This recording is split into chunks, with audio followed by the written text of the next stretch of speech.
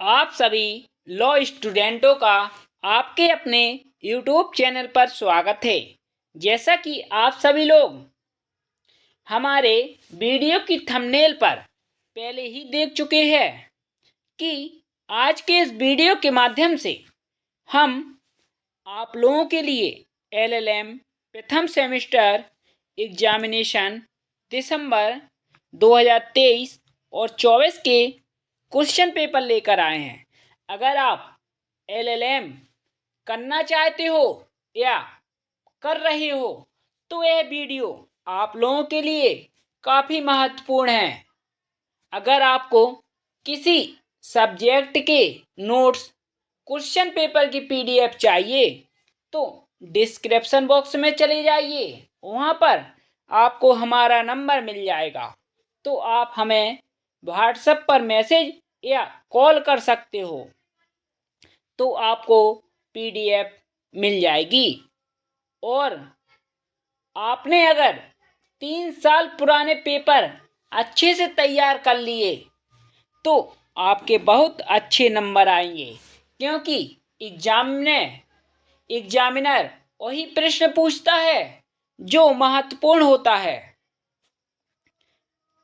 आज का जो सब्जेक्ट है पेपर का, पीनोलॉजी ट्रीटमेंट ऑफ ऑफेंडर, यानी कि दंडशास्त्र अपराधियों का उपचार।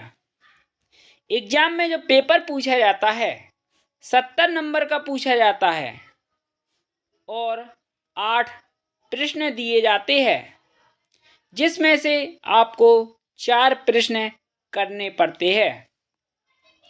एग्जाम देते समय एक बात ध्यान रखिए, पेपर किसी भी यूनिवर्सिटी का हो, आप अपने सब्जेक्ट देखिए पीनोलॉजी, इन्हीं में से ही आपके पेपर में प्रश्न पूछे जाएंगे। पहला प्रश्न पूछा गया था, अभिभाषक सौदा क्या है? आपराधिक विचारण में इसकी क्या उपयोगिता है? विस्तृत विवेचना कीजिए। यानी कि प्ली बार्गेनिंग क्या है, इसके बारे में पूछा गया था पहले प्रश्न में। इसके बाद दूसरा, श्वेत पोश अपराध की परिभाषा दीजिए।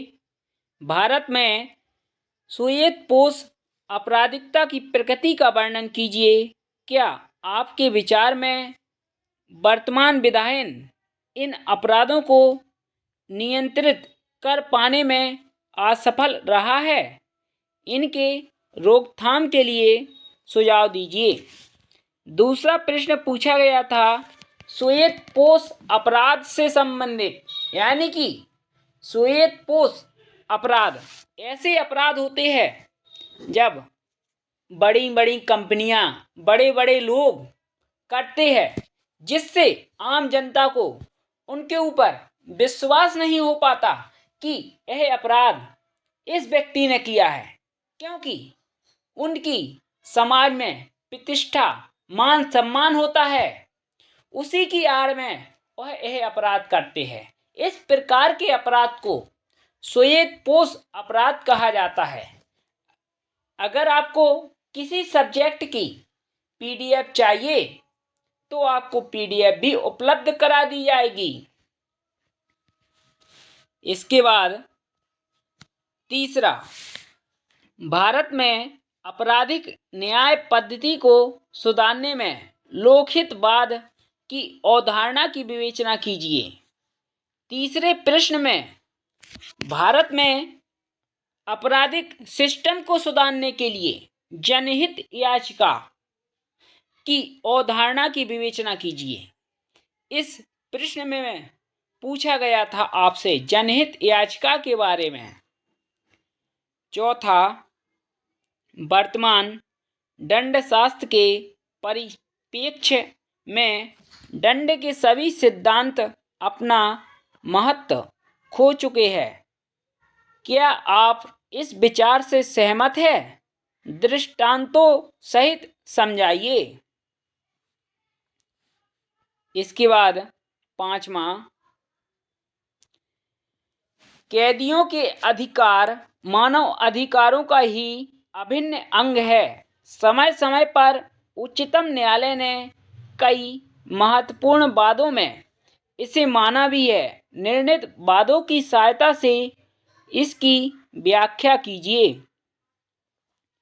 6वां, अपराधी को सदपथ पर लाने के लिए दो महान अवसर है, परिवीक्षा और पैरोल। इस कथन के संदर्भ में परिवीक्षा एवं पैरोल व्यवस्था की प्रकृति एवं महत्व की विवेचना कीजिए।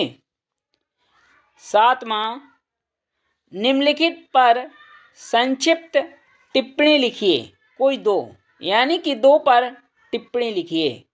पहला, खुले बंदी गृह। दूसरा, छूटे हुए बंदियों के पुनर्वास की समस्या। तीसरा, संक्षिप्त दंड। इसके बाद 8वां पूछा गया था, मृत्युदंड का अपराधों को रोकने में क्या योगदान रहा है? भारत में मृत्युदंड को समाप्त किए जाने के पक्ष में और विपक्ष में क्या तर्क दिए गए हैं? मृत्युदंड के बारे में भारत में न्यायिक रुख की विवेचना कीजिए। मृत्युदंड का अपराधों को रोकने में कहाँ तक उचित है, यानी कि कोई व्यक्ति अपराध कार्य करता है, उसे मृत्युदंड दिया गया है, तो क्या अपराधों में कमी आएगी कि अपराध और बढ़ेंगे? इसके बारे में आपको इस प्रश्न में पूछा गया था। इस प्रकार पीनोलॉजी सब्जेक्ट से 8 प्रश्न पूछे गए थे।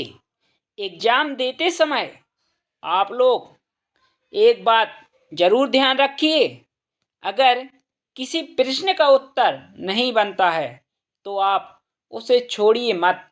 अपने मन से उसी प्रश्न से संबंधित अपने उत्तर में लिखिए तो आपको नंबर मिलेंगे।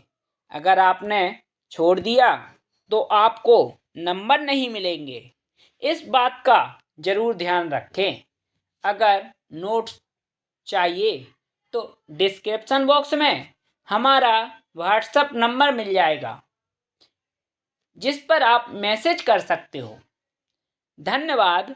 जय हिंद, जय भारत, वंदे मातरम।